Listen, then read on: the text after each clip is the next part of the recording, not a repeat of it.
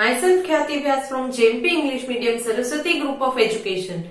Today I am conducting this session for grade 3. Subject is SS. We are discussing chapter number 8, Egypt, and this is my session number 3 for this chapter.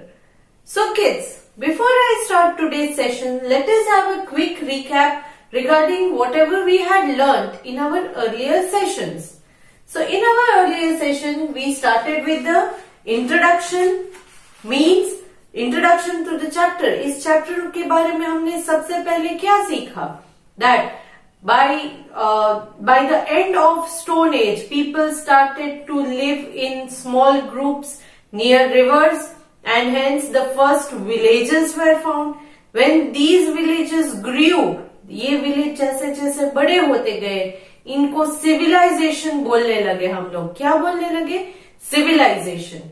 Now one more thing, जैसे ही उन्होंने stones को use करना बंद किया, they started using bronze. Bronze is a metal which is made up with a mixture of copper and tin. तो bronze के weapons, tools, utensils बनाने लगे, and hence this period was known as Bronze Age. इस period को Bronze Age कहा जाता है, right? Then I told you that these villages grew into civilizations, and the four most important civilization that we discussed. कौन कौन सी civilizations के बारे में हमने discuss किया था? 4 main civilization. First was the Mesopotamian civilization, which was near the river Tigris and Euphrates. Next one was the Egyptian civilization, which was near river Nile. Egypt is also called gift of the Nile. Then the Harappan civilization, which was near river Indus, and lastly the Chinese civilization, which was near river Huanghe. So these were the 4 civilization: Mesopotamian civilization, Egyptian civilization, Harappan civilization, and Chinese civilization. Now amongst these 4 civilization, in this chapter we took up the Egyptian civilization. Means Egypt के बारे में, Egyptian civilization के बारे में हमने start किया. In that first thing we learned regarding the location. कहाँ से कहाँ का वो location है, that we learned. Then people of Egypt. Egypt के लोगों के बारे में सीखा. The king is known as the pharaoh. The local people, they worshipped him. They obeyed whatever the king said or whatever the pharaoh said. So all these things. Then we also learned regarding the important kings, important pharaohs of Egypt. They were Khufu, Akhenaten, Ramesses II, and Tutankhamun. These were the kings. So we learned about that also. Now next, in today's session, the Egyptian civilization's buildings and writings. These are the last part of this chapter, which we are going to cover up in today's session.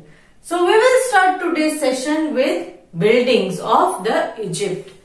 You must be very much familiar with the most important building of Egypt, that is a pyramid. Pyramid के बारे में आपने सुना ही होगा. तो ये Egypt का सबसे इम्पोर्टेंट या सबसे फेमस बिल्डिंग माना जाता है. तो ये पिरामिड क्या है, उसकी इम्पोर्टेंस क्या है, ये हम सीखेंगे. Now many old buildings and ruins have been found in Egypt. Egypt में बहुत सारे old buildings and ruins. Ruins मतलब जो ऑलरेडी डिस्ट्रॉय हो गए हैं, but some part of them are still visible. Buildings जो डिस्ट्रॉय हो गए मगर थोड़े आधे अधूरे से अभी भी है, तो उन्हें हम रूइंस कहते हैं. तो ये अभी भी वहां पर आप देख सकते हो. टूटे फूटे किले हैं, पैलेसेस है, तो ये सारे रूइंस माने जाते हैं. Most of them are very big and made in honor of their pharaohs. Most of them. In buildings में ज्यादातर buildings, most of the buildings are extremely big and they are built in the memory of their pharaohs. उनके जो pharaohs, the kings, इनकी memories में ये बनाए गए हैं. The most well known are the pyramids or the tombs of the pharaohs. सबसे important building या well known building है pyramids. They are the tombs of the pharaohs. Tombs of the pharaohs means जब pharaoh गुजर जाते हैं, मर जाते हैं, तब उनको उसके अंदर रखा जाता है और उसके ऊपर ये पिरामिड को कंस्ट्रक्ट किया जाता है. So the most important building is the pyramid, or it is also called tomb of a pharaoh. These pyramids were built as a resting place for the pharaoh and other important people. ये pyramids क्यों बनाते थे? Pyramids इसलिए बनाते थे क्योंकि वो मानते थे कि ये उनके फेरो जो गुजर गए हैं उनके लिए एक रेस्टिंग के लिए प्लेस है, जहां पर वो फेरो जो गुजर गए हैं वो रेस्ट करेंगे. Okay, and the people along with him, और उसके साथ कोई पीपल है तो उनको भी रेस्ट करने के लिए पिरामिड को बनाते थे. उनकी बॉडीज को अंदर रखकर उसके ऊपर पिरामिड, जैसे हम रेस्ट करने के लिए अपने घर पर रहते हैं तो उन फेरोज को जो गुजर जाते हैं उनको रेस्ट करने के लिए पिरामिड में रखा जाता था. When the pharaoh died, dead body was wrapped in cotton cloth or bandage and preserved with special oils. See, I am sharing a picture here. Okay. So when the pharaoh died, जब वो फेरो गुजर जाते हैं तब उनकी body को bandage या cotton cloth से रैप किया जाता है एंड ऑयल्स, कुछ स्पेशल ऑयल्स भी लगाया जाता है और उनकी बॉडी को रैप किया जाता है. This process is known as mummification and a body wrapped in this way is called a mummy.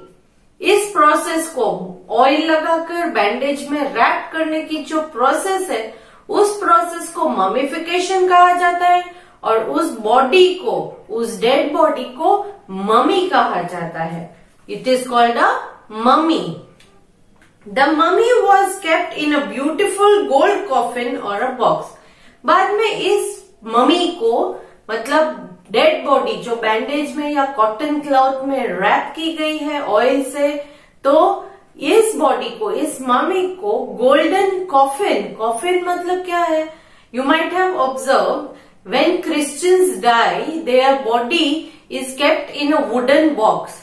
तो उस जमाने में फेरोज को गोल्डन बॉक्स में या गोल्डन कॉफिन में रखा जाता था, बॉडी को, डेड बॉडी को.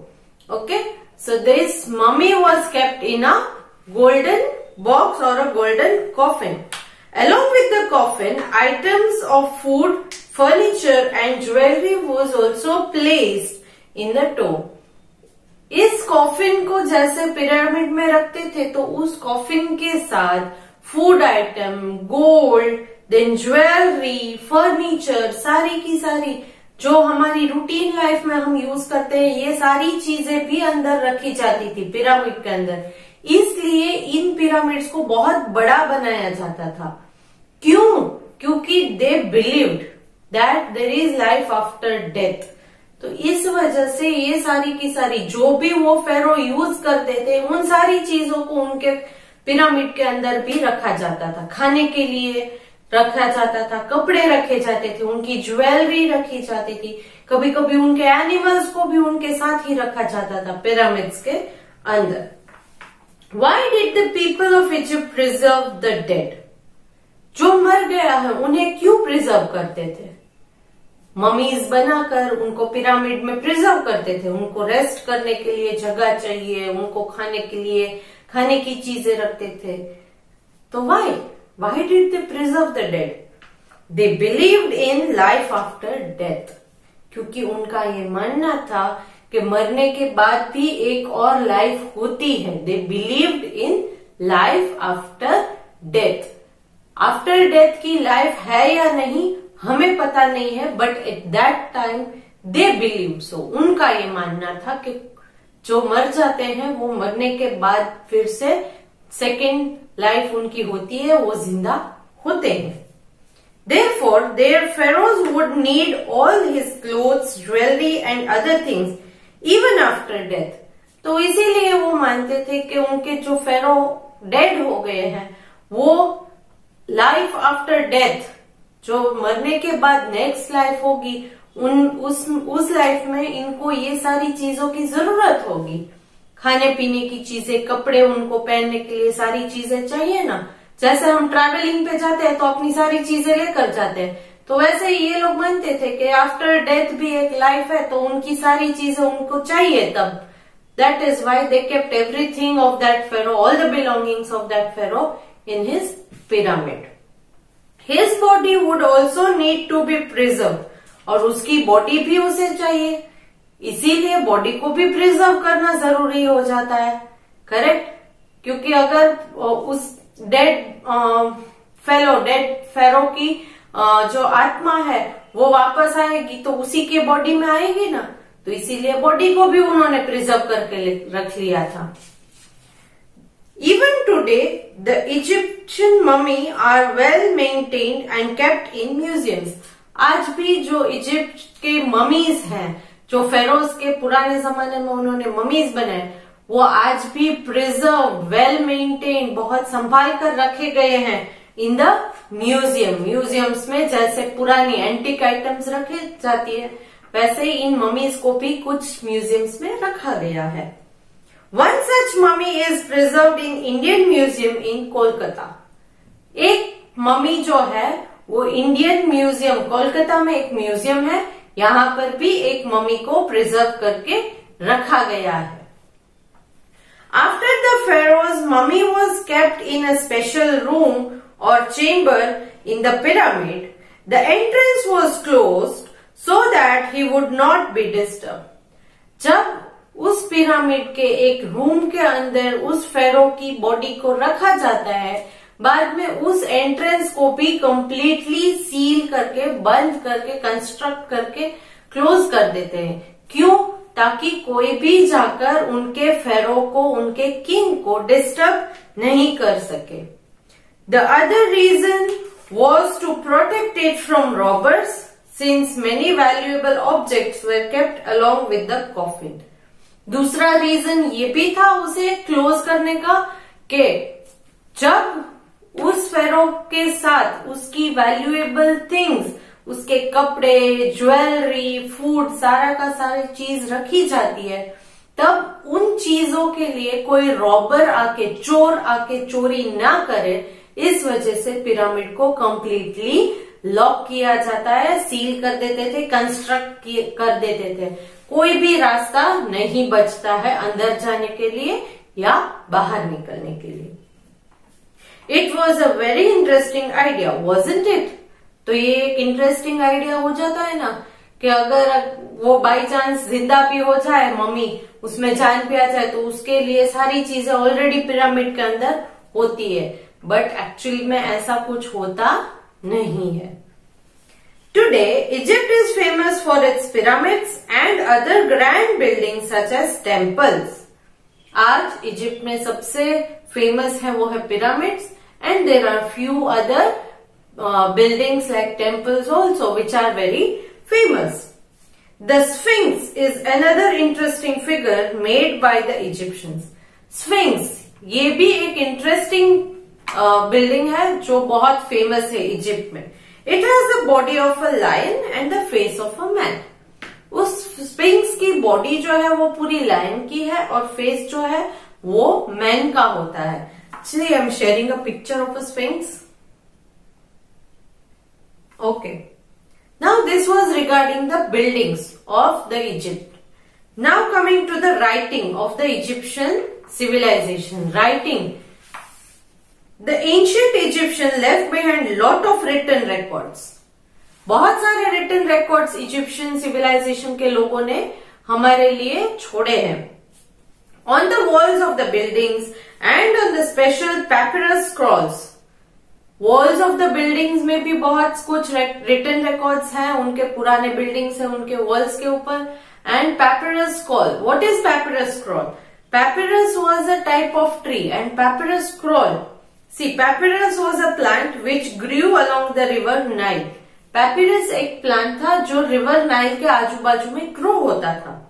It was cut into strips and this was use for writing on after it was dried. फिर इस प्लांट को स्ट्रिप्स में कट किया जाता था, फिर उन्हें ड्राई किया जाता था और बाद में इन स्ट्रिप्स को राइटिंग के लिए यूज करते थे। The word paper comes from papyrus. आज जो हम पेपर कहते हैं, जिस पर हम लिखते हैं, तो ये पेपर वर्ड कहां से आया? यहां से। इजिप्शियन सिविलाइजेशन में जो पैपिरस था उसका मॉडर्न वर्ड हमने पेपर कर दिया है। Now the Egyptians used a type of picture writing known as hieroglyphics. Egyptians picture writing करते थे जिसको हम hieroglyphics कहते हैं। This script has been read and understood. ये स्क्रिप्ट जो है ये हम समझ भी सकते हैं और पढ़ भी सकते हैं। Now, historians have read the written records about pharaohs such as Akhenaten and his beautiful wife Nefertiti। तो आकेनातन के बारे में जो भी उन्होंने लिखा है रिकॉर्ड्स, और उसकी वाइफ आकेनातन की वाइफ नेफरटिटी के बारे में जो भी इंफॉर्मेशन है वो historians have already read about it. And the boy king Tutankhamun, और जो बच्चा था टुटेकामन, वो भी, उसके बारे में भी सारी इंफॉर्मेशन हमने हिस्टोरियंस ने ऑलरेडी पढ़ ली है। इन टुटेकामन्स टोम मतलब टुटेकामन जब गुजर गए, मर गए, तब उनका जो टोम था, मतलब उनको जहां पर रखा गया था उनकी बॉडी को, उस जगह को उनका टोम कहा जाता है। Even flowers have been preserved along with toys, jewels and clothes. तो ये क्योंकि छोटे बच्चे थे टुटेकामन, तो इसलिए उनके टोम के अंदर फ्लावर्स थे, टॉयज थे, खिलौने थे, clothes, jewellery, everything was found in his tomb. Some of these things are now kept in the Cairo museum. इनमें से बहुत सारी चीजें हैं जो कायरो म्यूजियम में प्रिजर्व करके रखी गई है। So here we come to the end of this chapter's explanation part. Okay, so in today's session we learned regarding the buildings and the writings. In buildings, the most important building which we discussed was a pyramid. What is pyramid? Pyramid क्या है? Pyramid मतलब उनके जो फेरोज गुजर जाते हैं, उनको उस बिल्डिंग में उन फेरोज की डेड बॉडी को रखा जाता है। किस तरह से रखा जाता है? One main word, that is mummification. Mummification करने के बाद ही बॉडी को रखा जाता है। ममिफिकेशन का मतलब क्या है? उस डेड बॉडी को कुछ ऑयल्स लगाया जाता है, फिर उस ऑयल को लगाने के बाद पूरी बॉडी को बैंडेज या कॉटन क्लॉथ से रैप किया जाता है, लपेटा जाता है।